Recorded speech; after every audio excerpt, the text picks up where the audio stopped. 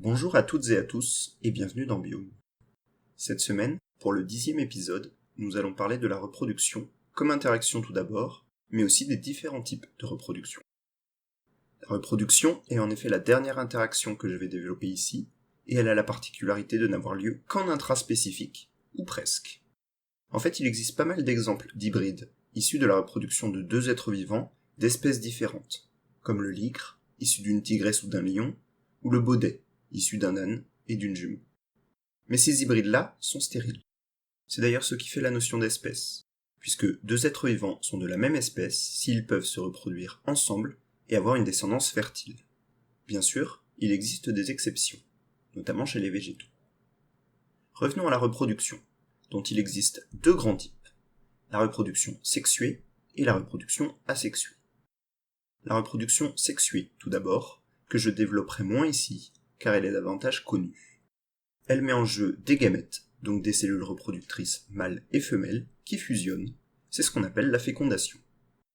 Chez la plupart des animaux, elle met en jeu des organes sexuels bien connus de tous. Chez les végétaux, elle met en jeu des fleurs, chez les angiospermes, donc les plantes à fleurs, des spores chez les mousses ou les fougères, ou des cônes chez les conifères. La particularité de ce mode de reproduction est d'obtenir un ou des nouveaux individus qui sont un mélange génétique des deux parents. La reproduction asexuée, elle, ne met pas en jeu de fécondation. Les descendants, en général, sont des clones de l'individu parent. C'est le mode de reproduction des bactéries, bien sûr. Mais elles ne sont pas les seules à y avoir recours. Les végétaux, par exemple, sont nombreux à réaliser une reproduction asexuée, qu'on appelle multiplication végétative, souvent en plus d'une reproduction sexuée. Par exemple, le bouturage, qui est un procédé naturel avant d'être utilisé par l'humain, permet à de nombreuses plantes de produire un clone à partir de quelques centimètres de racines ou de tiges coupées. Les fraisiers, eux, sont bien connus pour faire des stolons, tiges horizontales prenant racine un peu plus loin pour former un nouveau pied de fraisier indépendant mais identique génétiquement. Certains animaux sont également capables de reproduction asexuée, même s'ils sont plus rares, notamment par parthénogenèse, c'est-à-dire le développement d'un ovule qui n'a pas été fécondé et qui donnera une femelle identique à la mère.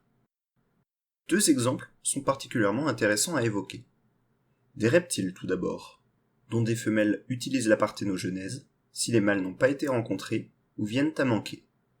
Mais le lézard à queue en fouet, lui, ne comporte plus que des individus femelles et ne se reproduit plus que par parthénogenèse. L'exemple des pucerons, également, est particulièrement étonnant, car les femelles réalisent de la parthénogenèse d'une drôle de façon.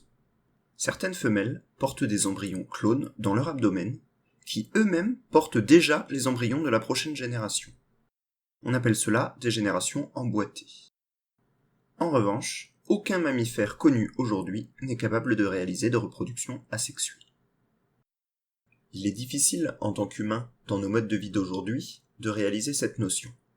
Mais la reproduction est le but ultime de chaque être vivant. En effet, celle-ci permet à une espèce, ou à une population, d'être pérenne, c'est-à-dire de survivre dans le temps, mais aussi de se développer et de coloniser d'autres milieux. Ainsi, il faut, pour les populations, être le plus efficace possible, quitte à multiplier les modes de reproduction, comme dans les exemples que nous venons de développer. J'espère que cet épisode et plus généralement cette série sur les interactions vous a plu et vous a intéressé. La semaine prochaine, nous parlerons de chaînes alimentaires et de réseaux trophiques qui en dérivent. Bonne semaine et à bientôt dans Biome.